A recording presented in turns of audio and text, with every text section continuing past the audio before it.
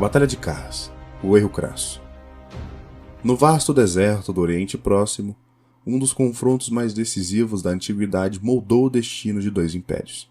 Hoje, conheceremos a grande Batalha de Carras, onde o Império Parta infligiu uma derrota esmagadora e humilhante às legiões romanas comandadas por Crasso. Uma campanha realmente desgastante para as legiões, tendo que enfrentar não apenas o inimigo, mas também o deserto árido, o sol escaldante e as péssimas decisões de seu comandante. Devemos iniciar o nosso vídeo contando um pouco sobre as ambições de Marco Licínio Crasso. No ano 53 a.C., Roma estava no auge de seu poder militar durante a República. Eles haviam conquistado tantas vitórias que parecia que Roma conquistaria o mundo. O triunvirato, composto por Júlio César, Pompeu Magno e por Crasso, dominava a República Romana. Marcus Licínio Crasso, um dos homens mais ricos de Roma, estava ansioso para ganhar glórias militares. Sua ambição o levou a olhar para o leste, para as terras ricas e misteriosas do Império Parta, onde apenas Alexandre o Grande tinha se aventurado. Crasso tinha 60 anos e buscava glória semelhante à de seus colegas. Ele decidiu liderar uma campanha militar para conquistar a Pártia, um império poderoso que controlava vastas áreas do Oriente. Ele era conhecido por ser o mais rico dos três, apesar de que depois das grandes vitórias de Pompeu e de César, esse título pode ser contestado. Crasso não era um comandante tão ruim como dizem. Ele já havia conquistado vitórias servindo Sula e salvou Roma da ameaça de Espartaco. No entanto, ele recebeu poucos créditos por essas vitórias, pois Pompeu ficou com quase toda a glória. Crasso subestimou seriamente os partas. Ele estava acostumado a enfrentar inimigos que usavam táticas de combate corpo a corpo, enquanto os partas eram mestres na cavalaria e no uso de arcos e flechas. Sua abordagem foi imprudente desde o início. A campanha começou em 53 a.C., com Crasso cruzando o Eufrates com 7 legiões, totalizando cerca de 40.000 soldados. Ele também contava com a ajuda de contingentes de cavalaria e auxiliares. Crasso tinha sido seduzido pela perspectiva de glória militar e riquezas e decidiu invadir a Pártia sem o consentimento oficial do Senado, rejeitando uma oferta do rei armênio Artavazes II para permitir que Crasso invadisse a Pártia via Armênia. Crasso marchou com seu exército diretamente pelos desertos da Mesopotâmia. Artavazes aconselhou-o a seguir uma rota através da Armênia para evitar o deserto e ofereceu-lhe reforço de mais 10.000 cavaleiros e 30.000 soldados de infantaria. Como Crasso queria toda a glória, ele recusou, perdendo recursos que seriam decisivos na sua desejada vitória. O começo da campanha foi marcado por dificuldades logísticas e falta de apoio local. Crasso estava convencido que poderia alcançar uma vitória rápida, ignorou os conselhos de seus oficiais e avançou direto para o coração do território parta. Este erro de cálculo seria fatal. Em resposta, o rei parta, Orodes II, dividiu seu exército e levou a maior parte dos soldados, principalmente arqueiros de infantaria, com uma pequena quantidade de cavalaria, para ele próprio punir os armênios. O rei parta enviou o resto de suas forças, composta apenas por cavalaria, sob o comando de Surena, na tentativa de atrasar o exército de Crasso. Orodes sabia que essa pequena força em menor número de Surena seria incapaz de conseguir a vitória e queria apenas atrasar o inimigo. Plutarco descreveu a força de Surena como 1.000 cavaleiros vestidos com cota de malha e um número ainda maior de cavalaria com armas leves, incluindo escravos e vassalos. A expedição de Surena totalizou 10.000, apoiada por um comboio de bagagem de 1.000 camelos. Crasso recebeu informações do chefe Osroeno Ariames, que ajudou Pompeu em suas campanhas no leste. Crasso confiava em Ariames. No entanto, ele havia sido subornado pelos partos. Ele convenceu Crasso a atacar imediatamente e afirmou falsamente que os partos eram fracos e desorganizados. Ariamenes levou o exército de Crasso até a parte mais desolada do deserto, longe de qualquer água. O general romano recebeu uma mensagem de Artavazes, afirmando que o principal exército parta estava na Armênia, e a carta implorava por ajuda. Crasso ignorou a mensagem e continuou seu avanço na Mesopotâmia.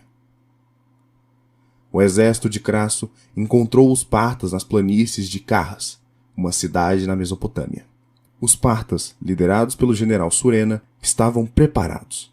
Surena era um comandante astuto e tinha à sua disposição a formidável cavalaria parta, cavaleiros pesadamente armados e famosos arqueiros montados. Apesar de ser uma força pequena, eles tinham a vantagem devido à velocidade da cavalaria.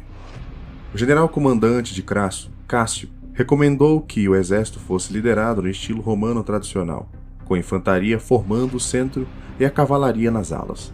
A princípio, Crasso concordou, mas logo mudou de ideia e redistribuiu seus homens em um quadrado vazio, cada lado formado por 12 coortes. Essa formação protegeria as suas forças de serem flanqueadas, mas ao custo da mobilidade.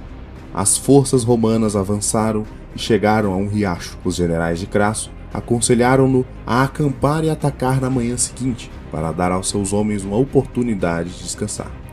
Públio, o filho de Crasso, estava ansioso para lutar e conseguiu convencer Crasso a enfrentar os partos imediatamente. Isso seria o grande erro Crasso. Os partos não pouparam esforços para intimidar os romanos. Primeiro, tocaram muitos tambores ocos, perturbando as tropas romanas com um barulho alto e desagradável. Em seguida, Surena ordenou que seus catafratas cobrissem suas armaduras com panos e avançassem. Quando estavam à vista dos romanos, os catafratas simultaneamente largaram os panos, revelando suas armaduras brilhantes. A visão foi cuidadosamente projetada para causar uma impressão intimidante nos romanos. Embora Surena tivesse inicialmente planejado destruir as linhas romanas com um ataque de seus catafratas, ele julgou que isso ainda não seria o suficiente para quebrá-las. Assim, ele enviou seus arqueiros a cavalo para cercar a formação romana. Crasso, em resposta, enviou seus escaramuçadores para expulsar os arqueiros, mas eles foram rechaçados pelas flechas inimigas. Os arqueiros a cavalo então voltaram sua atenção para os legionários. Embora os legionários estivessem protegidos por seus grandes escudos e armaduras, não conseguiam cobrir todo o corpo. Alguns historiadores descrevem as flechas penetrando parcialmente nos escudos romanos, prendendo-os aos membros dos soldados e até fixando seus pés no chão. Plutarco, em seus relatos, escreveu que os romanos foram recebidos com uma chuva de flechas que atravessavam todo tipo de cobertura, tanto dura quanto macia. Outros historiadores afirmam que a maioria dos ferimentos infligidos foram golpes não fatais em membros expostos. Os romanos avançaram repetidamente em direção aos partos, na tentativa de travar combates corpo a corpo. Entretanto, os arqueiros a cavalo recuavam rapidamente, disparando flechas enquanto se retiravam. Os legionários formaram a formação testudo, travando seus escudos para apresentar uma frente quase impenetrável aos projéteis. No entanto, essa formação restringiu severamente sua habilidade em combate corpo a corpo. Aproveitando essa fraqueza, os catafratas partas atacaram repetidamente a linha romana, causando pânico e infligindo baixas pesadas. Quando os romanos tentaram afrouxar sua formação para repelir os catafratas, eles recuaram rapidamente, permitindo que os arqueiros a cavalo voltassem a disparar contra os legionários, agora mais expostos. Crasso esperava que seus legionários pudessem resistir até que os partos ficassem sem flechas. No entanto, Surena usou milhares de camelos para reabastecer seus arqueiros a cavalo. Ao perceber isso, Crasso enviou seu filho Públio, com 1.300 cavaleiros gauleses, 500 arqueiros e 8 cortes de legionários para expulsar os arqueiros a cavalo.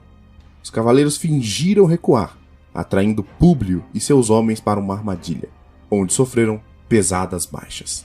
Assim que Públio e seus homens ficaram suficientemente separados do restante do exército, os catafratas partas os confrontaram enquanto os arqueiros a cavalo impediam sua retirada.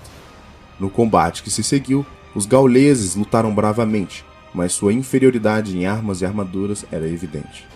Eles finalmente recuaram para uma colina, onde Públio cometeu suicídio e o resto de seus homens foram massacrados, com apenas 500 capturados vivos. Crasso, sem saber o destino do filho, mas percebendo que ele estava em perigo, ordenou um avanço total. Ele foi confrontado com a visão da cabeça de seu filho em uma lança. Os arqueiros a cavalo partas começaram a cercar a infantaria romana, disparando contra eles de todas as direções. Enquanto os catafratas montavam uma série de investidas que desorganizaram os romanos se viam em uma situação totalmente devastadora e incomum. já que as legiões vinham de décadas de campanhas vitoriosas contra vários povos. O ataque parta continuou até o anoitecer. Crasso, profundamente abatido com a morte de seu filho, ordenou uma retirada para a cidade vizinha de Carras, abandonando 4.000 feridos, que foram mortos pelos partas na manhã seguinte. 4 cortes romanas se perderam na escuridão e foram cercadas em uma colina pelos partos, resultando na sobrevivência de apenas 20 soldados. No dia seguinte, Surena enviou uma mensagem aos romanos, oferecendo-se para negociar com Crasso. Ele propôs uma trégua, permitindo que o exército romano retornasse à Síria em segurança, em troca da renúncia de Roma a todo o território a leste de Eufrates. Surena enviou uma embaixada, ou foi pessoalmente declarar sua intenção de realizar uma conferência de paz sobre a evacuação. Crasso estava relutante em se encontrar com os partos, mas suas tropas ameaçaram se amotinar se não fizesse. Na reunião, um parto puxou as rédeas de Crasso, provocando violência na qual Crasso e seus generais foram mortos. Foi um massacre. As legiões romanas, exaustas e sem liderança eficaz, começaram a desmoronar. Muitos soldados foram mortos e outros foram capturados. Crasso tentou negociar com Surena, mas acabou sendo morto, selando a derrota romana. Mais tarde surgiu uma história, dizendo que para matar Crasso, os partas teriam derramado ouro derretido em sua boca, zombando de sua sede por riquezas. Plutarco relata que a cabeça decepada de Crasso foi então usada como adereço na peça Bacantes, de Eurípides, apresentada em um banquete diante dos reis de Pártia e Armênia. Os romanos restantes em Carras tentaram fugir, mas a maioria foi capturada ou morta.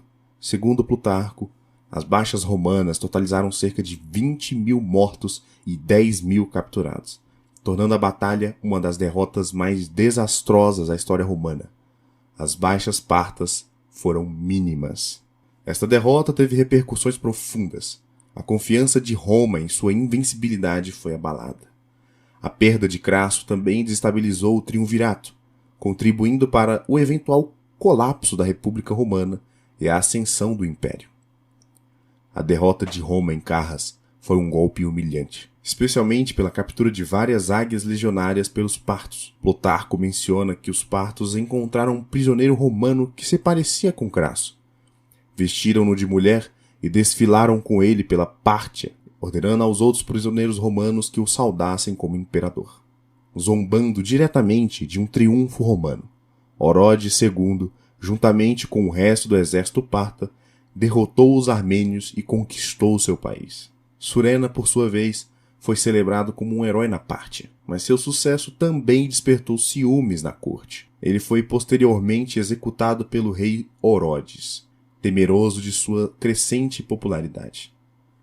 A Batalha de Carras foi uma das primeiras grandes batalhas entre romanos e partos, demonstrando a vulnerabilidade dos legionários romanos contra a cavalaria parta em terreno aberto. Essa vitória incentivou a Pártia a invadir repetidamente a Síria e a Armênia, com sucessos variados. Caio Cássio Longino, um questor de Crasso, liderou cerca de 10.000 soldados sobreviventes de volta à Síria. Ele continuou a governar a província como proquestor por 2 anos, defendendo-a com sucesso contra novos ataques do filho de Orodes, Pacorus. Cássio resistiu ao cerco parta de Antioquia e emboscou o exército de Pacorus em Antígona, matando o segundo em comando parta, Osaces. Ele foi elogiado por Cícero por sua vitória. Mais tarde, Cássio desempenhou um papel fundamental na conspiração para assassinar Júlio César em 44 a.C. Os 10.000 prisioneiros de guerra romanos foram deportados para Alexandria Margiana, na fronteira nordeste do Império Parta, onde supostamente se casaram com a população local. Na década de 1940, Homer Zamperplug Dubs, um professor de história chinesa na Universidade de Oxford, sugeriu que o povo Lycian descendia desses prisioneiros. Ele propôs que os prisioneiros estavam reassentados pelos partos em sua fronteira oriental e podem ter lutado como mercenários na Batalha de Zizi, entre os chineses e os Xiongnu, em 36 a.C. Os cronistas chineses mencionam o uso de uma formação em escama de peixe dos soldados e uma estrutura dupla de paliçada de madeira, que Dubs acreditava referir-se à formação testudo e às táticas defensivas romanas. No entanto, até o momento, nenhum artefato que confirme a presença romana foi descoberto em Zhelaizai, e a descoberta de Dubs não é amplamente aceita por historiadores. Rob Gifford descreveu a teoria como um dos muitos mitos rurais. A captura de águias romanas, estandartes sagrados legionários, pelos partas, foi uma grave derrota moral e um mau presságio para os romanos. César, antes de ser assassinado, planejava uma guerra de vingança contra os partos. A retaliação romana teria sido dura, pois o filho sobrevivente de Crasso estaria entre as forças romanas. No entanto, a queda da República Romana e o início da monarquia imperial interviram. A primeira marcha de Sulla sobre Roma em 88 a.C. iniciou o colapso da forma republicana do governo. Mas a morte de Crasso e a perda de suas legiões reconfiguraram o equilíbrio de poder em Roma. A morte de Crasso, juntamente com a morte de Júlia em 54 a.C., esposa de Pompeu e filha de César, cortou os laços entre César e Pompeu, levando ao fim do primeiro triunvirato e à eclosão de uma guerra civil. César saiu vitorioso, se tornando o ditador vitalício de Roma. Historiadores observam o intervalo de tempo entre a morte de Crasso e a eclosão da guerra civil. Gaius Sterne afirmou que a morte de Crasso quase cortou os laços que o primeiro triunvirato mantinha com a aristocracia, deixando o Estado vulnerável aos conflitos que eventualmente se transformaram em uma guerra civil. Assim, o efeito imediato da batalha foi a eliminação de certos freios e contrapesos privados que mantinham o controle sobre as tensões políticas. A Batalha de Carras permanece como um exemplo de como a arrogância e a subestimação do inimigo podem levar à ruína. É um lembrete sombrio da complexidade da guerra e das consequências da ambição desmedida. Esses erros de Crasso criaram o termo erro crasso. Eu já fiz um vídeo falando sobre os vários erros de Crasso e como ele poderia ser vitorioso. As águias romanas seriam recuperadas através de uma grande jogada diplomática do imperador Augusto. Embora essa tenha sido uma derrota humilhante, ela não significou muita coisa ao longo prazo, pois, nos séculos que se seguiram, a Pártia nunca se mostrou um rival à altura de Roma, com os romanos infligindo pesadas derrotas aos partas, até mesmo saqueando a sua capital. A Pérsia se mostrava um rival à altura, apenas com a ascensão do Império Sassânida. Batalha das Forcas Caudinas, 321 a.C.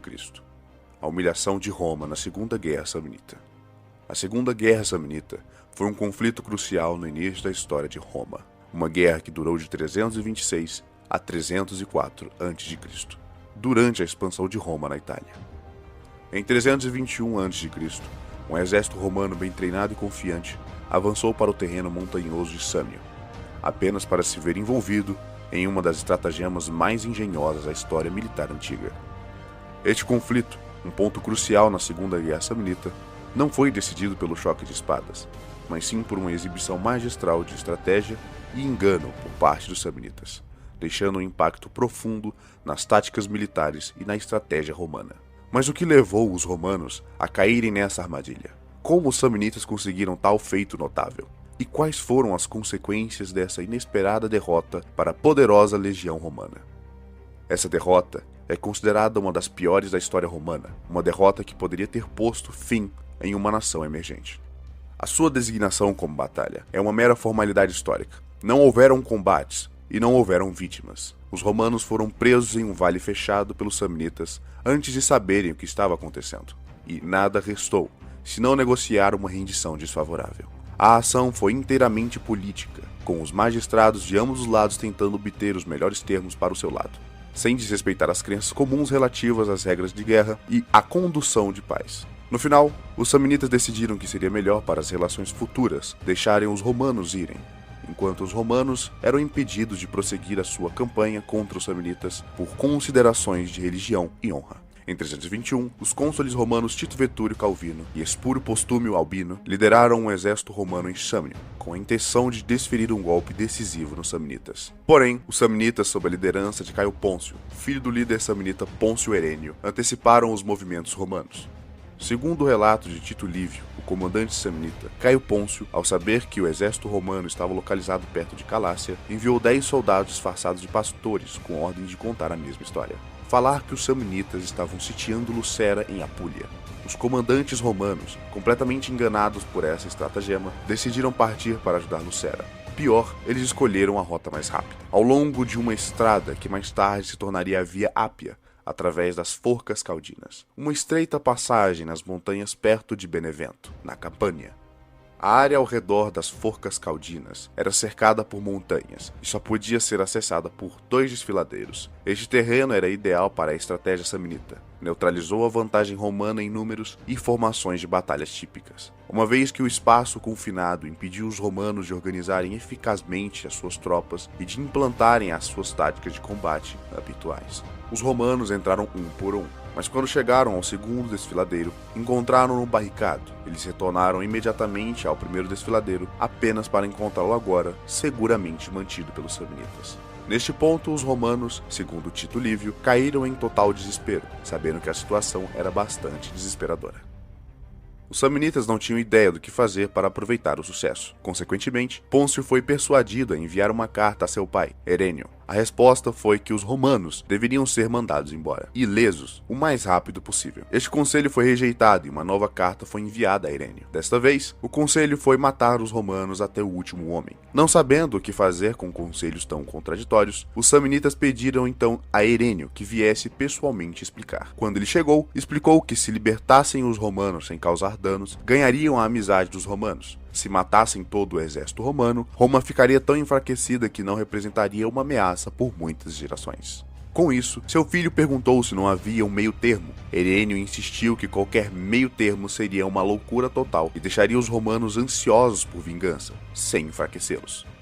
Os historiadores modernos lançaram dúvidas sobre os detalhes do relato de Tito Livio. Nenhum dos desfiladeiros que conduzem à planície central é tão estreito e íngreme como a dramática descrição de Tito Livio sugere. O desfiladeiro ocidental perto da cidade de Arienzo tem mais de 1 quilômetro de largura, e é improvável que os samnitas tivessem tido tempo de bloqueá-lo efetivamente no breve período que os romanos teriam levado para cruzar a planície até o desfiladeiro oriental e retornar. Horsfall sugere que a geografia de Tito Livio pode ter sido influenciada por relatos das campanhas de Alexandre o Grande, que foram contemporâneas a este evento. De acordo com Tito Livio, Pôncio não estava disposto a seguir o conselho de seu pai e insistiu que os romanos se rendessem e passassem sob o jugo. Isso foi acordado pelos 2 cônsules comandantes, já que o exército enfrentava a fome. Tito Livio descreve detalhadamente a humilhação dos romanos, o que serve para sublinhar a sabedoria do conselho de Herênio. Tito Livio se contradiz quanto a se Roma honrou ou repudiou rapidamente a paz caldina. Tito Livio afirma que o Senado romano rejeitou os termos, mas em outros lugares afirma que Roma honrou a paz caldina, até que as hostilidades eclodiram novamente em 316. Os romanos foram forçados a passar sob o jugo. Este ato teve uma importância simbólica significativa no mundo antigo, representando a subjugação e a desgraça de um inimigo derrotado. Envolvia fazer com que todos os soldados derrotados caminhassem sob um jugo feito de lanças, uma grave humilhação na antiga tradição militar. Os romanos, desesperados e sem opções, concordaram com os termos humilhantes. Além desta desgraça, foram obrigados a assinar um tratado de paz sob condições desfavoráveis, que incluía a devolução dos territórios samnitas recentemente conquistados e a promessa de não travar guerra contra os samnitas. O exército romano regressou a Roma em desgraça. Este evento foi um duro golpe para o orgulho romano e o prestígio militar, uma vez que tal derrota foi sem precedentes na sua história. Os cônsules romanos enfrentaram duras críticas por suas falhas de liderança. O Senado romano, refletindo o sentimento público de raiva e vergonha, recusou-se a ratificar o tratado de paz que os cônsules tinham acordado sob coação. Esta rejeição do tratado foi uma medida arriscada, pois significava que Roma não estava legalmente vinculada aos termos acordados após a batalha, incluindo a cessação das hostilidades e a devolução dos territórios conquistados aos samnitas. Esta decisão, embora controversa, foi indicativa da relutância de Roma em aceitar os termos de derrota da sua determinação em continuar o conflito. A humilhante derrota romana nas Forcas Caudinas foi um divisor de águas, impulsionando uma série de transformações nas estratégias de guerra e política críticas de Roma. A inesperada capitulação perante os samnitas serviu como um alerta, culminando em uma revisão crítica das abordagens militares romanas. A partir desse revés, Roma emergiu como uma nova perspectiva sobre a importância do reconhecimento e da inteligência militar, reconhecendo a falha crítica dos seus cônsules em legitimar informações cruciais e em subestimar o inimigo. Essa introspecção levou a uma valorização da flexibilidade tática e da adaptabilidade em campo, qualidades que se mostraram essenciais nas campanhas subsequentes. As lições aprendidas naquele dia fatídico reverberam através das fileiras romanas, pavimentando o caminho para inovações que fortaleceriam suas legiões nos confrontos futuros das guerras samnitas. A tenacidade romana foi posta à prova nos anos que seguiram a batalha, mas a determinação em superar as adversidades prevaleceu. Ao término do conflito em 304 a.C., Roma não apenas havia expandido seu domínio pela Península Itálica, mas também solidificado os alicerces de sua futura hegemonia no Mediterrâneo. Poucos anos depois, ela já estaria enfrentando as potências gregas e Cartago. Mais uma vez, podemos ver a força que Roma tinha. Apesar de qualquer derrota, eles sempre se mantinham na luta e recusavam a rendição. Só aceitavam a paz quando os termos fossem favoráveis. Falar desse período romano é um pouco complicado. Infelizmente, existem poucas fontes confiáveis, e até mesmo Tito Livio, a principal referência, se contradiz em alguns momentos.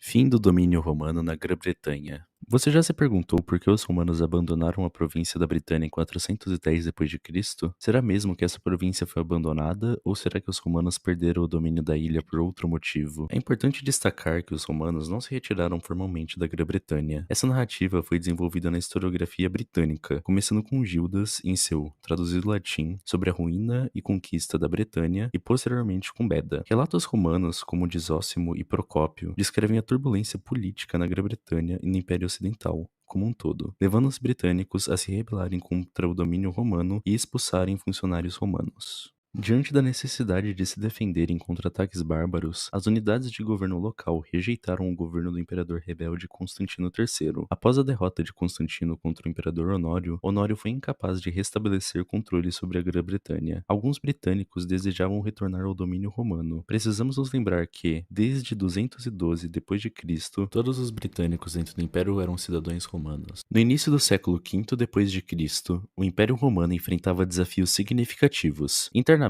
rebeliões e lutas pelo poder enfraqueceram suas forças militares e recursos civis. Externamente, as tribos germânicas expandiam-se pela Europa Ocidental, ameaçando a estabilidade. Essa situação levou ao distanciamento permanente da Britânia do resto do Império. Os anglo-saxões, após um período de autogoverno local, chegaram ao sul da Inglaterra na década de 440. A dinastia fundada pelo imperador Teodósio I controlava o Império, mas alianças e conflitos internos minaram sua capacidade de defesa. Tentativas de golpes por figuras como Firmus, Magno Máximo e Eugênio resultaram em perdas significativas de soldados. A relação com as tribos germânicas oscilava entre hostilidade e cooperação, mas, no final, essas tribos assumiram um papel dominante. O esgotamento das receitas fiscais e a presença de tropas germânicas levaram ao colapso do Império Romano Ocidental, que foi liquidado pelos bárbaros. Migrações bem-sucedidas ocorreram a partir de 406, e a travessia do Reno causou muito medo na Britânia, isolando-a do Império. Em 383, Magno Máximo, o general romano responsável pela Grã-Bretanha, lançou uma bem-sucedida tentativa de tomar o poder imperial. Ele cruzou para a Gália com suas tropas, matou o imperador ocidental Graciano e governou a Gália e a Grã-Bretanha como César, ou seja, um subimperador sob Teodósio I. Esse ano marca a última evidência concreta de presença romana significativa no norte e oeste da Grã-Bretanha, exceto por possíveis designações de tropas em locais como a Torre da Montanha Holyhead em Anglesey e em postos costeiros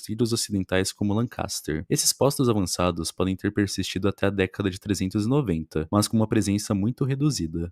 Moedas datadas após 383 foram encontradas ao longo da muralha de Adriano, sugerindo que as tropas talvez não tenham sido retiradas completamente, ou, se foram, retornaram rapidamente após a vitória de Máximo na Gália. No De Sido Conquesto Britanniae, escrito por volta de 540, Gildas menciona que Máximo levou consigo não apenas todas as suas tropas, mas também administradores, governadores e a elite da juventude britânica, que nunca mais retornaram. Os ataques dos saxões, pictos e escotos da Irlanda, que já ocorriam no final do século IV, se intensificaram após 383. Houve também assentamentos irlandeses permanentes ao longo das costas do país de Gales, em circunstâncias ainda pouco claras. Máximo fez campanha na Britânia contra os pictos e escotos, com historiadores debatendo se isso ocorreu em 382 ou 384, ou seja, antes ou depois dele se tornar César. A lenda galesa sugere que, antes de sua usurpação, Máximo teria feito preparativos para uma nova estrutura governamental e de defesa para as províncias, nomeando figuras como Coel Hen para a posição-chave de defesa de sua ausência. Contudo, essas alegações podem ter sido feitas para reforçar genealogias e reivindicações de terras galesas, devendo ser vistas como ceticismo. Em 388, Máximo liderou seu exército através dos Alpes até a Itália em uma tentativa de usurpar o trono de Teodósio. Seu esforço falhou quando foi derrotado na Panônia, na Batalha do Sava e na Batalha de Poetóvio. Após essas derrotas, ele foi executado por Teodósio. Com a morte de Máximo, a Britânia voltou a ser dominada pelo imperador Teodósio I até 392, quando o usurpador Eugênio fez uma tentativa de tomar o poder do Império Romano Ocidental. Eugênio foi derrotado e morto por Teodósio em 394. Após a morte de Teodósio em 395, seu filho de 10 anos, Honório, tornou-se o imperador romano ocidental. No entanto, o verdadeiro poder por trás do trono era Estilicão, sogro de Honório. A Grã-Bretanha estava sob constante ameaça de ataques dos escoceses, saxões e pictos. Entre 396 e 398, Estilicão supostamente ordenou uma campanha contra os pictos, provavelmente uma operação naval destinada a interromper seus ataques marítimos na costa leste da Grã-Bretanha. Ele também pode ter coordenado campanhas contra os escoceses e saxões nesse período. Esta foi a última campanha romana registrada na Grã-Bretanha. Em 401 ou 402, Estilicão enfrentou conflitos com o rei visigodo Alárico e o rei ostrogótico Radagaiso. Necessitando de mais tropas, ele retirou soldados da muralha de Adriano pela última vez. O ano de 402 é a última data em que moedas romanas são encontradas em grande número na Grã-Bretanha, sugerindo que Estilicão retirou as tropas restantes ou que o Império não podia mais pagar os soldados que ainda estavam lá. Durante esse tempo, os ataques dos pictos, saxões e escoceses continuaram e podem ter se intensificado. Em 405, por exemplo, Nialdo IX Reféns realizou uma invasão na costa sul da Grã-Bretanha. Com a retirada das tropas e a incapacidade do Império Romano de manter uma presença efetiva na região, a Britânia foi deixada para se defender sozinha contra invasores bárbaros. No final de dezembro de 406 ou 405, os alanos, vândalos e suevos cruzaram o Reno, que provavelmente estava congelado, e iniciaram uma devastação generalizada na Gália. Sem uma resposta eficaz por parte de Roma, os militares romanos na Grã-Bretanha temeram que a invasão germânica pelo Canal da Mancha fosse iminente e decidiram dispersar a autoridade imperial, possivelmente facilitados pelo fato de não receberem pagamento há algum tempo. Sua intenção era escolher o comandante para liderá-los e garantir seu futuro. As primeiras duas escolhas, Marcos e Graciano, falharam a atender expectativas e foram mortos. A terceira escolha foi um soldado Constantino III. Em 407, Constantino assumiu o comando das tropas restantes na Grã-Bretanha e as liderou para a Gália, onde reuniu apoio e tentou estabelecer como imperador romano ocidental. As forças leais a Honório, ocupadas com os visigodos ao sul dos Alpes, não conseguiram reprimir a rebelião rapidamente, permitindo que Constantino estendesse o seu domínio à Espanha. No entanto, em 409, o controle de Constantino começou a desmoronar. Parte de suas forças estavam na Espanha, indisponíveis para ação na Gália, e algumas tropas na Gália foram influenciadas contra ele por generais romanos leais. Alemães a oeste do Reno se rebelaram, possivelmente encorajados pelos legalistas romanos, e aqueles a leste do rio cruzaram para a Gália. Sem proteção militar e após ataques saxões graves em 408 e 409, os romanos bretões e alguns gauleses expulsaram os magistrados dos Constantino em 409 ou 410. O historiador Bizantino Zósimo culpou Constantino pela expulsão, afirmando que ele permitiu os ataques saxões e que os bretões e gauleses, em desespero, se revoltaram contra Roma, rejeitaram a lei romana e se armaram para garantir sua própria segurança. Um apelo de ajuda das comunidades britânicas foi, segundo Zósimo, rejeitado pelo imperador Honório em 410. No chamado Rescrito de Honório de de 411, o imperador ocidental disse às civitates britânicas que se defendessem, pois ele ainda lutava contra usurpadores no sul da Gália e tentava lidar com os visigodos no sul da Itália. A primeira referência a esse reescrito foi escrita por Zósimo no século VI, inserida aleatoriamente em uma discussão sobre o sul da Itália, o que levou alguns estudiosos modernos a sugerir que a reescrita se referia a Brúcio na Itália, não a Grã-Bretanha. O historiador Christopher Snyder argumentava que o protocolo ditava que Honório enviasse a sua correspondência aos funcionários imperiais, e o fato disso não ter acontecido implica que as cidades da Grã-Bretanha eram agora a mais alta autoridade romana restante na ilha. A ideia de que pode ter havido formações políticas maiores ainda intactas na ilha não foi completamente descartada. Quando o reescrito foi enviado, Honório estava refugiado em Ravenna devido a visigodos e não conseguiu impedir o saque de Roma em 410. Ele certamente não estava em posição de oferecer ajuda a nenhuma província. Quanto a Constantino III, ele não conseguiu sobreviver às intrigas da política imperial romana e, em 411, sua causa estava perdida. Seu filho foi morto junto com seus principais apoiadores e ele próprio foi assassinado. Muitos historiadores são contraditórios quando falam sobre o fim do domínio romano na ilha. O historiador Theodor Mommsen disse que não foi a Grã-Bretanha que desistiu de Roma, mas Roma que desistiu da Grã-Bretanha, argumentando que a necessidade e prioridade romana estava em outro lugar. Sua posição manteve o apoio acadêmico ao longo do tempo. O Michael Jones tem uma visão oposta, dizendo que foi a Grã-Bretanha quem deixou Roma, argumentando que numerosos usurpadores baseados na Grã-Bretanha, combinados com a má administração, causaram a revolta dos romanos britânicos. Certos estudiosos, como John Bagnall Bury e o historiador alemão Ralf Scharf, discordaram inteiramente da cronologia padrão. Eles argumentaram que as evidências de fato apoiam o envolvimento romano posterior na Grã-Bretanha, após 410. Michael Jones tem uma visão oposta, dizendo que foi a Grã-Bretanha quem deixou Roma, argumentando que numerosos usurpadores baseados na Grã-Bretanha, combinados com a má administração, causaram a revolta dos romanos britânicos. Certos estudiosos, como John Bagnall Bury e o historiador alemão Ralf Scharf, discordaram inteiramente da cronologia padrão. Eles argumentaram que as evidências de fato apoiam o envolvimento romano posterior na Grã-Bretanha, após 410. Em relação aos eventos de 409 e 410, quando os romanos bretões expulsaram os oficiais romanos e enviaram um pedido de ajuda ao imperador Honório, Michael Jones, em seu livro The End of the Roman Britain, de 1998, ofereceu uma cronologia diferente. Ele sugeriu que os bretões primeiro apelaram a Roma e, após a falta de resposta, expulsaram os oficiais romanos e assumiram o controle de seus próprios assuntos. Uma teoria presente em algumas histórias modernas sobre o reescrito de Honório sugere que ele se refere à cidade de Brúcio, na moderna Calábria, em vez da cidade dos bretões. Essa teoria baseia-se na suposição de que Zósimo cometeu um erro ao escrever Bretânia em vez de Breccia, e observa que a passagem que contém o reescrito está preocupada com eventos no norte da Itália. As críticas a esta sugestão variam. Algumas tratam a passagem de Zósimo literalmente, enquanto outras notam sua natureza especulativa. Há discussões sobre por que Honório escreveria para as cidades dos Bruti em vez de para o seu próprio governador provincial daquela região, e questionamentos sobre a relevância do sul da Itália para uma passagem sobre o norte da Itália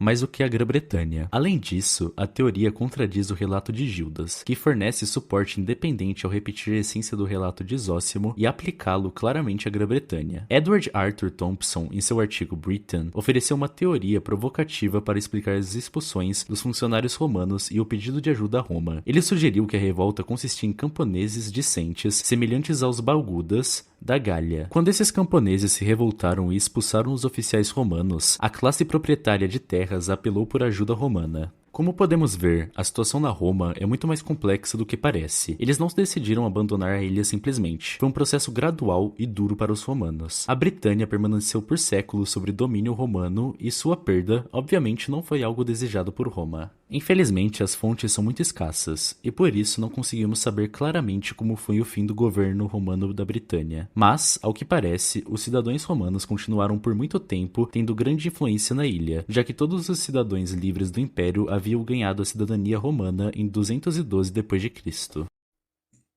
A Batalha do Alia, invasão gaulesa de Roma. Agora vamos conhecer uma batalha que chocou os romanos, uma derrota que fez com que tivessem uma visão diferente dos povos gauleses, um povo que assombrou Roma. Como é uma história muito antiga, é difícil colocar uma data exata para os acontecimentos, mas a data tradicional é 390 a.C. Alguns historiadores modernos acreditam que foi por volta de 387, mas isso não muda muita coisa nessa história. Os Sênones eram uma das várias tribos gaulesas que haviam invadido o norte da Itália pouco antes da famosa batalha. Eles se estabeleceram na costa do Adriático, em uma região próxima à atual Rímini. De acordo com Tito Livio, eles foram chamados à cidade etrusca de Clúsio por Aruns, um jovem influente que buscava vingança contra Lucumo, cujo filho havia desonrado sua esposa. Quando os Sênones chegaram, os habitantes de Clúsio se sentiram ameaçados e pediram ajuda a Roma. Os romanos enviaram como embaixadores os 3 filhos de Marco Fábio Ambusto, um dos mais poderosos aristocratas romanos. Eles ordenaram aos gauleses que não atacassem Clúsio e declararam que a Roma lutaria para defender a cidade, propondo uma negociação de paz. Os Sênones concordaram em estabelecer a paz se recebessem algumas terras dos clusianos. No entanto, uma disputa eclodiu, resultando em uma batalha na qual os embaixadores romanos participaram, violando assim sua neutralidade e resultando na morte de um chefe sênone por um dos romanos. Tito Livio escreveu que, em resposta ao tumulto causado por seu rápido avanço, cidades aterrorizadas correram para as armas e os camponeses fugiram. Mas os gauleses indicavam, por meio de seus gritos, onde quer que fossem, que seu destino era Roma. A quantidade exata de combatentes envolvidos na Batalha do Rio Alha não é conhecida. Plutarco menciona que os romanos tinham 40.000 homens, mas que a maioria não tinha treinamento nem estava acostumada com armas. Dionísio de Halicarnasso relata que os romanos possuíam 4 legiões bem treinadas e muitos cidadãos não treinados, totalizando aproximadamente 35.000 homens. Diodoro Sículo indica que o exército romano contava com 24.000 soldados. Tito Livio não especifica números, mas historiadores modernos como Carey e Scolard estimam que os romanos tinham cerca de 15.000 homens, enquanto os gauleses tinham entre 30 e 70.000. Peter Beresford Ellis sugere um mínimo de 24.000 romanos, baseando-se na suposição de que cada cônsul comandava 2 legiões, totalizando 4 legiões, cada uma com 6.000 homens, além de um possível contingente de tropas aliadas. Ellis também argumenta que o exército tribal dos Senones dificilmente excederia 12.000 combatentes. Os números fornecidos pelos historiadores antigos sobre o tamanho do exército romano frequentemente são exagerados. Contrariando a afirmação de Ellis, na época da batalha, os romanos tinham apenas 2 legiões, com o número sendo aumentado para 4 somente no final do século, durante a Segunda Guerra Samnita. O primeiro registro de 4 legiões ocorre em 311 a.C. Na época da Batalha do Rio Alha, o exército romano era significativamente menor e a estrutura de comando era mais simples, consistindo em 2 legiões, comandadas por 2 cônsules. A Batalha do Rio Alha ocorreu no início da história da República Romana, durante um período em que o consulado era alternado, com anos em que Roma era governada por tribunos militares com poder consular, conhecidos como tribunos consulares. Em 390 a.C., ano tradicional da batalha, Roma era comandada por 6 tribunos consulares, o que torna obsoleta a afirmação de Beresford Ellis de que os romanos tinham 4 legiões, 2 para cada um dos 2 cônsules. As legiões romanas na época contavam com 6.000 homens, apenas em raras ocasiões. No início da República, cada legião tinha por volta de 4.200 homens, aumentando para 5.200 em períodos posteriores, embora raramente estivesse em plena força. É provável que o exército romano na Batalha do Rio Alha fosse significativamente menor do que as estimativas mais altas sugerem. A população de Roma também deve ser levada em consideração.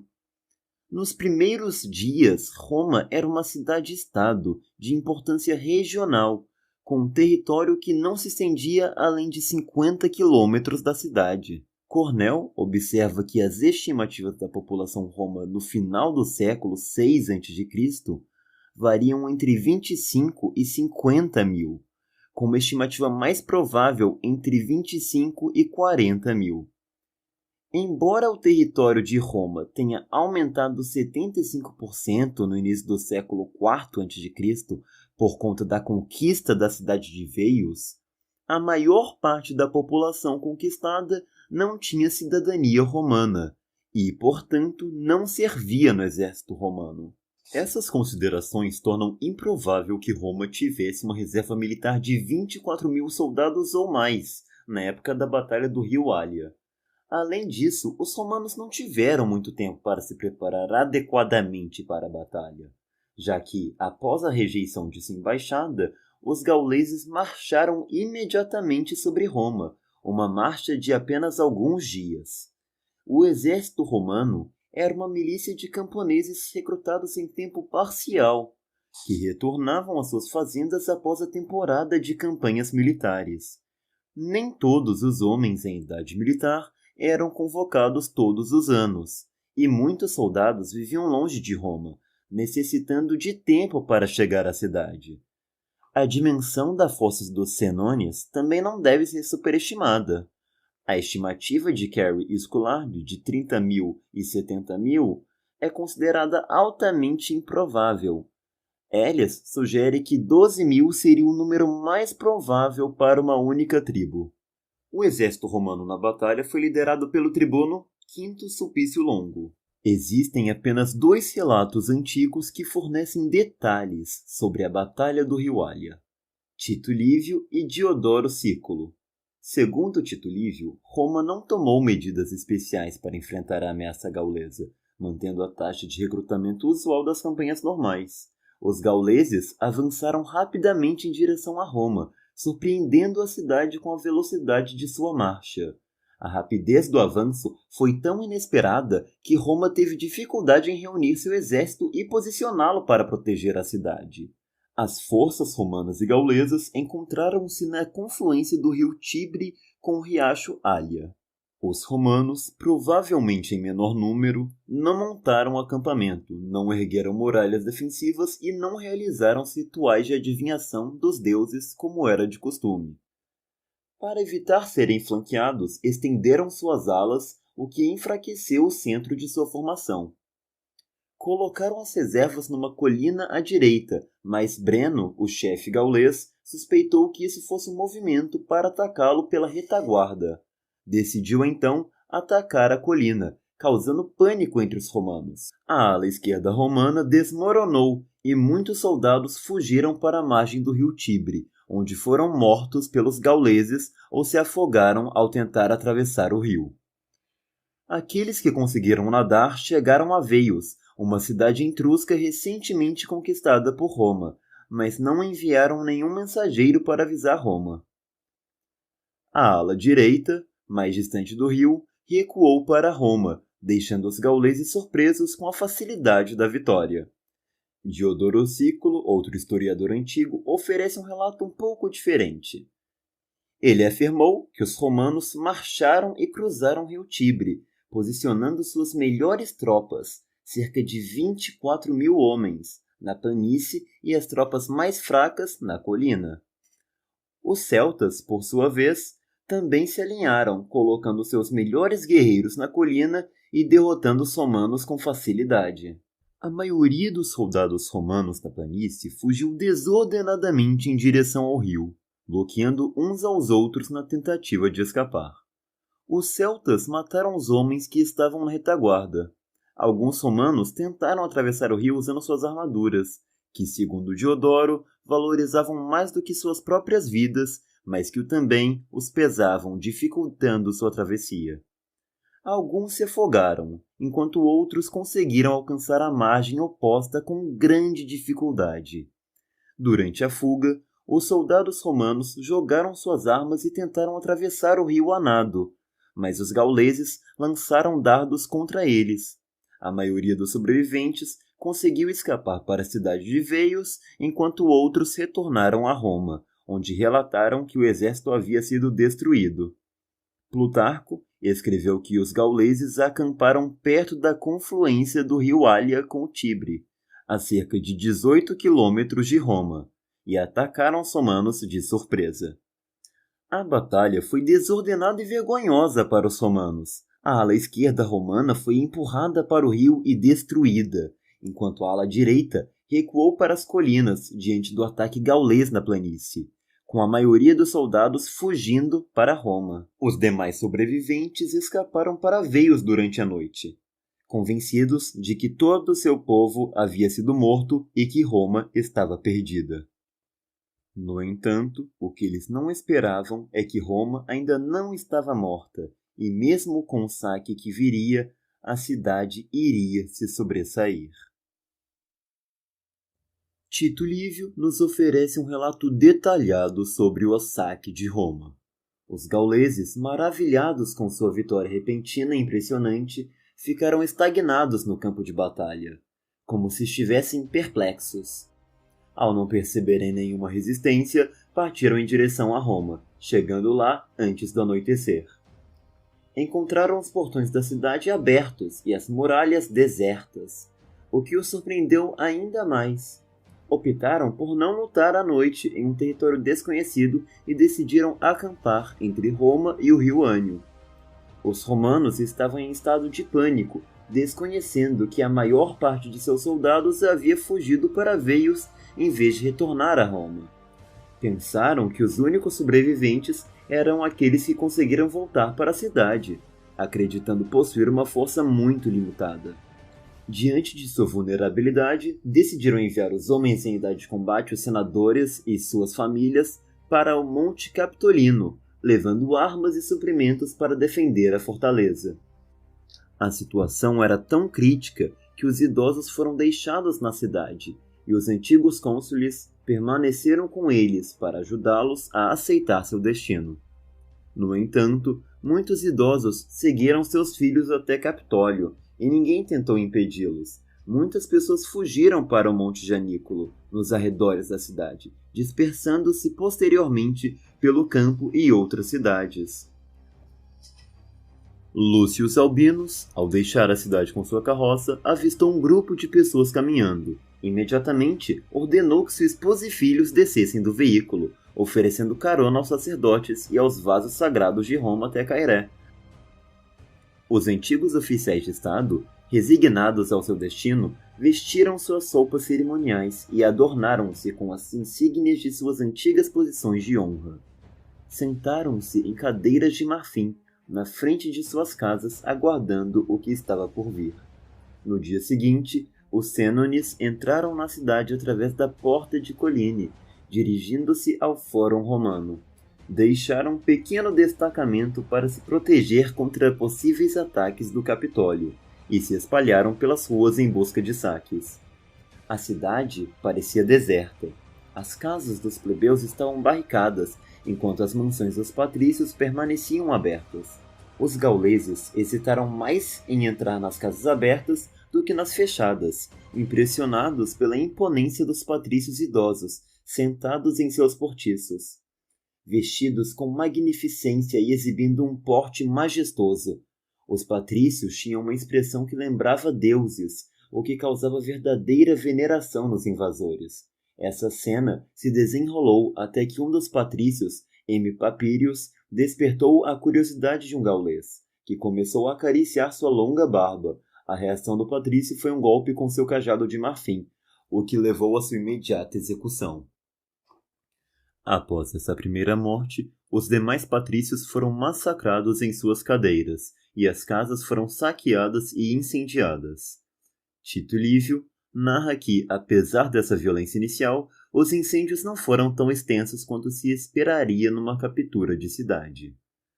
Ele especula que os gauleses não desejavam destruir Roma, mas sim intimidar os defensores no Monte Capitolino para forçá-los à rendição, poupando suas casas.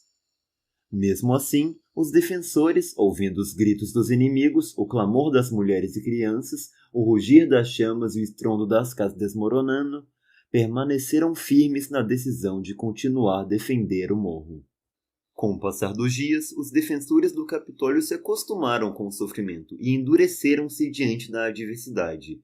Após algum tempo, os Sênones, percebendo que a cidade estava em ruínas, mas que ainda não havia sinal de rendição, decidiram atacar o Capitólio ao amanhecer.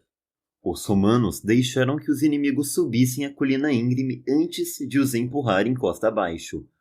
Os gauleses recuaram no meio da subida, e os romanos aproveitaram para atacar, infligindo pesadas baixas ao inimigo, que não tentou mais tomar a colina. Em vez disso, os Sênones estabeleceram um cerco. Dividiram suas forças, uma parte sitiou a colina, enquanto a outra buscava alimento nas terras das cidades vizinhas, já que os grãos ao redor de Roma tinham sido levados para veios pelos soldados romanos que fugiram para lá. Alguns gauleses chegaram a Árdia, onde Marco Fúrio Camilo, um renomado comandante romano exilado devido à acusação de peculato, estava. Camilo mobilizou os habitantes de Ardéia, onde, durante a noite, surpreendeu e massacrou os gauleses em seu acampamento enquanto dormiam. Outros gauleses foram cercados perto de Árdia durante a noite. Enquanto isso, em Roma, a situação estava relativamente calma. Os Sênones conduziram o cerco de forma negligente, focando-se em impedir que os romanos escapassem. O clã patrício dos Fabii tinha a tradição de realizar um sacrifício anual no Monte Quirinal. Caio Fábio Dorso, carregando os vasos sagrados, desceu do Capitólio, passou pelos piquetes inimigos e dirigiu-se ao Quirinal. Realizou os ritos sagrados e retornou ao Capitólio. Dito Lívio comenta que os gauleses, talvez impressionados pela ousadia extraordinária de Fábio ou por sentimentos religiosos, não interferiram em sua missão.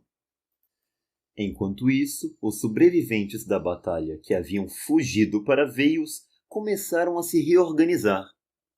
Liderados pelo centurião Quinto Caedícios, escolhido como seu líder, eles derrotaram uma força etrusca que estava saqueando o território de Veios e se preparava para atacar a cidade.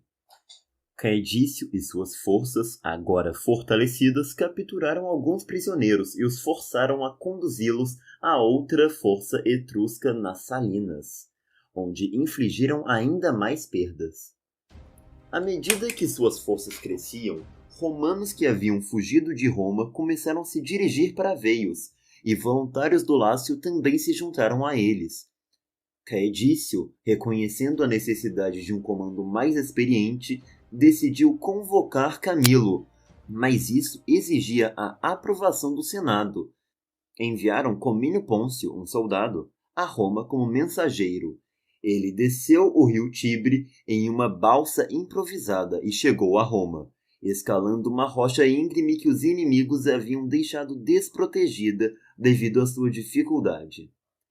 O Senado, ao receber a mensagem, decretou que a Assembleia Popular deveria aprovar uma lei para anular o banimento de Camilo e nomeá-lo ditador.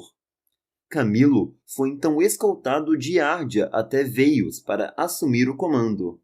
Os Sênones, ao descobrirem pegadas deixadas por Comínio Pôncio, ou a perceberem uma subida relativamente fácil até o penhasco, tentaram escalar e alcançar o cume do Capitólio durante a noite. Eles não foram percebidos pelos guardas ou pelos cães, mas pelos gansos sagrados de Juno, que despertaram os romanos. Marco Mânlio Capitolino, um ex-consul, foi o primeiro a reagir, derrubando um gaulês que havia alcançado o topo e que, ao cair, levou os outros consigo.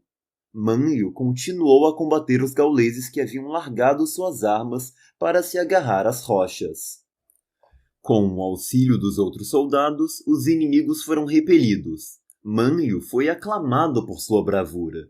Quinto Sulpício, desejando punir os guardas que não perceberam a aproximação do inimigo, foi impedido pelos soldados, mas acordaram que um dos responsáveis deveria ser punido. Assim, um homem foi escolhido como culpado e jogado do penhasco. Ambos os exércitos começaram a sofrer com a fome. Os gauleses, acompanhados em terreno baixo entre colinas queimadas pelos incêndios, também enfrentavam a peste, com muitos morrendo devido à doença e ao calor. Incapazes de enterrar todos os mortos, começaram a empilhar e queimar os cadáveres. Desesperados, iniciaram negociações com os romanos, sugerindo que poderiam ser comprados para cessar o cerco, apelando à rendição devido à fome e à miséria que enfrentavam. Os líderes romanos, aguardando a chegada de Camilo com o exército de veios, recusaram qualquer acordo inicial.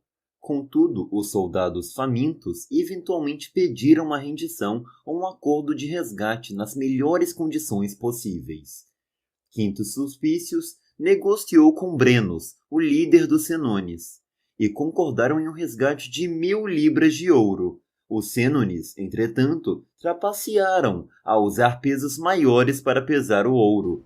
Quando os romanos protestaram, Brenos jogou sua espada na balança e exclamou: "Vai victis!" Ai dos vencidos! Pagar aos Sênones para que deixassem a cidade foi uma humilhação para os romanos. No entanto, conforme relatado por Tito Lívios, Deus e o homem proibiram os romanos de serem um povo resgatado. Antes que a pesagem do ouro fosse concluída, Camilo chegou a Roma e ordenou que o pagamento fosse interrompido. Os gauleses afirmaram que o acordo havia sido firmado, mas Camilo declarou que o acordo foi feito por um oficial de menor status, era inválido. Ele então ofereceu batalha, na qual os Sênones foram facilmente derrotados. Eles sofreram outra derrota a cerca de 13 quilômetros a leste de Roma, onde, segundo Lívio, o massacre foi total. O acampamento foi capturado e nem mesmo o mensageiro sobreviveu para relatar o desastre. No relato de Diodoro Sicília, que é menos detalhado, os Sênones passaram o primeiro dia após a batalha da Alha cortando a cabeça dos mortos, um costume que ele mencionou. Depois, acamparam perto da cidade por 2 dias. Enquanto isso, os desesperados habitantes de Roma, acreditando que todo o exército havia sido exterminado e que não havia chance de resistência, fugiram para outras cidades. Os líderes romanos ordenaram que alimentos, ouro, prata e outros bens fossem levados para o Monte Capitolino, que foi então fortificado. Os Sênones inicialmente interpretaram o barulho na cidade como uma possível armadilha. No entanto, no 4º dia, decidiram arrombar os portões e saquear Roma. Apesar de realizarem ataques diários ao Capitólio, não conseguiram ferir nenhum civil, sofrendo pesadas baixas no processo. Reconhecendo que a tomada do Capitólio pela força não era viável, decidiram sitiar a colina. Enquanto isso, os etruscos aproveitaram a confusão para invadir o território romano ao redor de Veii, capturando prisioneiros e saqueando a área. Os soldados romanos refugiados em Veii organizaram uma emboscada, derrotaram os etruscos e recuperaram bens saqueados, além de conseguirem um grande número de armas. Com esse sucesso, os romanos reconstituíram o exército, reunindo homens que haviam se dispersado após a fuga de Roma. Decidiram então libertar o Capitólio do cerco. Comínio Pôncio foi enviado como mensageiro ao Capitólio para informar aos sitiados sobre o plano de resgate. Ele atravessou o rio Tibre a nado e escalou um penhasco íngreme para entregar sua mensagem. Após cumprir sua missão, retornou para Veii. Os gauleses, ao notarem a trilha deixada por Pôncio, decidiram seguir o mesmo caminho. Devido à negligência dos guardas romanos, os gauleses conseguiram escalar os penhascos sem serem detectados. Quando os gansos sagrados de Juno começaram a fazer barulho, alertaram os romanos. Marco Manlio Capitolino, também chamado de Marcus Mallius por Diodoro, reagiu prontamente, cortando a mão do primeiro gaulês que subiu e o empurrando colina abaixo, resultando na queda e morte dos outros soldados inimigos que o seguiam. Após esses eventos, os romanos iniciaram negociações de paz com os gauleses. Concordaram em pagar 1000 libras de ouro para que os sênones deixassem a cidade e se retirassem do território romano. Plutarco descreve um cenário de destruição e massacres ainda mais severo do que o descrito por Tito Livio. No terceiro dia após a batalha, os gauleses marcharam até Roma, encontrando os portões abertos e as muralhas desprotegidas. Eles entraram pela porta Colline e, ao chegarem ao fórum, ficaram surpresos ao ver homens sentados ao ar livre, sem medo, apoiados nos cajados e olhando uns para os outros. Os gauleses hesitaram em se aproximar, considerando-os seres superiores. No entanto, um gaulês ousou acariciar a longa barba de Papírio Marco, que retaliou com um golpe de seu cajado. Os gauleses, então, mataram todos os homens presentes, saquearam e queimaram as casas por vários dias. Os defensores do Capitólio resistiram bravamente e repeliram o ataque. Em sua fúria, os gauleses mataram todos que capturaram, incluindo mulheres, crianças e idosos. Os invasores permaneceram em Roma logo após os idos de julho e só se retiraram por volta dos idos de fevereiro, resultando em um cerco que durou 7 meses. Plutarco também relata que alguns gauleses chegaram a Árdia, onde Camilo mobilizou a cidade contra eles e lançou um ataque vitorioso. Ao receber a notícia, as cidades vizinhas convocaram seus homens em idade militar, especialmente os romanos que haviam fugido para Veii. Eles queriam que Camilo assumisse o comando, mas insistiram que isso só poderia ser feito legalmente. Plutarco, então, conta a história de Comínio Pôncio e sua missão ao Monte Capitolino. Como a ponte sobre o Tibre estava guardada pelos gauleses, Camilo atravessou o rio a nado, usando pedaços de cortiça para flutuar, e dirigiu-se à Porta Carmental. Ao chegar ao topo do Capitólio, o Senado nomeou Camilo como ditador. Ele então reuniu os soldados dos aliados e marchou para Veii, onde encontrou um exército de 20.000 soldados prontos para lutar. Após os episódios dos gansos sagrados de Juno, que alertaram os romanos sobre a tentativa de invasão noturna dos gauleses, a moral dos invasores caiu. Enfrentando escassez de provisões, os gauleses não ousaram sair em busca de alimentos, temendo um possível ataque de Camilo. Além disso, doenças começaram a se espalhar em seu acampamento devido às condições insalubres. Acampavam em meio a ruínas e cadáveres, o que agravava a situação sanitária. O vento espalhava cinzas, dificultando a respiração, e o calor intenso do Mediterrâneo, ao qual não estavam acostumados, só aumentava seu sofrimento. No 7º mês do cerco, as baixas eram tão numerosas que os gauleses já não conseguiram enterrar seus mortos. Os defensores do Capitólio, por outro lado, estavam desanimados e famintos, sem conseguir receber notícias de Camilo devido à vigilância inimiga. A fome os obrigou a aceitar um acordo para pagar um resgate. Quando Camilo finalmente chegou a Roma, ele interrompeu a passagem do ouro e declarou que os romanos deveriam defender sua cidade com ferro, não com ouro. Argumentou que o acordo de resgate não era legal, pois foi firmado sem sua autorização, uma vez que ele era o novo governante legal. Camilo afirmou que tinha autoridade para perdoar ou punir os gauleses, dependendo de seu arrependimento. Brennus, o líder dos gauleses, iniciou uma escaramuça, mas as condições caóticas na cidade em ruínas impossibilitaram uma batalha formal.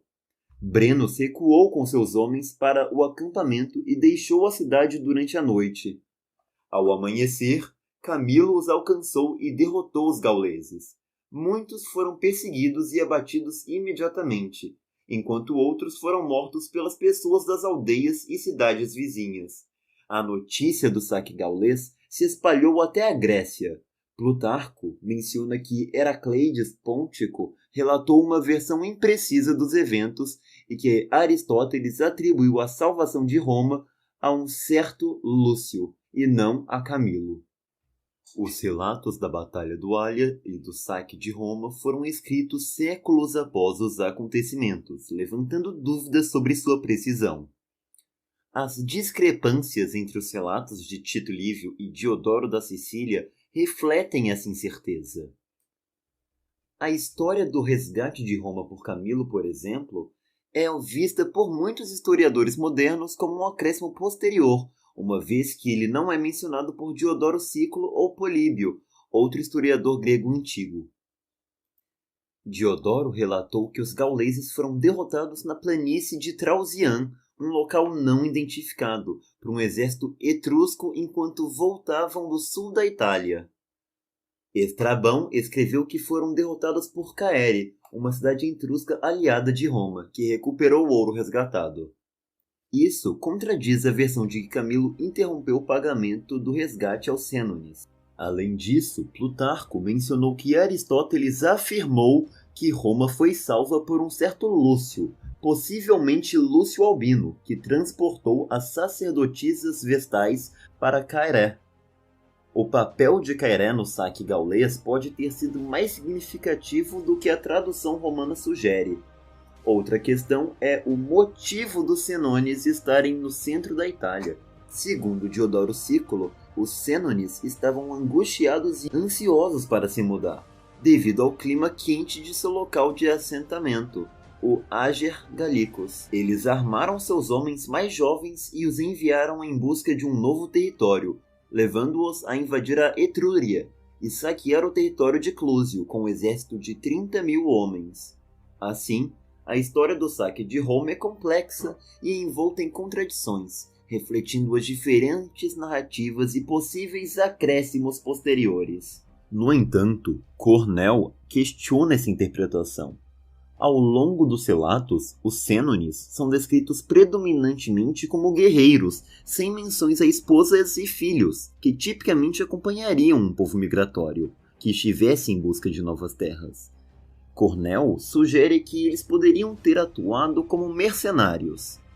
Poucos meses após saquearem Roma, os gauleses foram contratados por Dionísio I de Siracusa, tirano de Siracusa, para participar de uma guerra no sul da Itália. Isso poderia explicar por que os Sênones estavam em movimento em direção ao sul. A narrativa de sua derrota ao retornar do sul pode ser vista à luz dessa possibilidade. Além disso, é plausível que os Sênones tenham se dirigido a Clusium por terem sido contratados por uma das facções políticas em conflito na cidade, em vez de seguirmos a versão romantizada sobre a vingança de Aruns por sua esposa.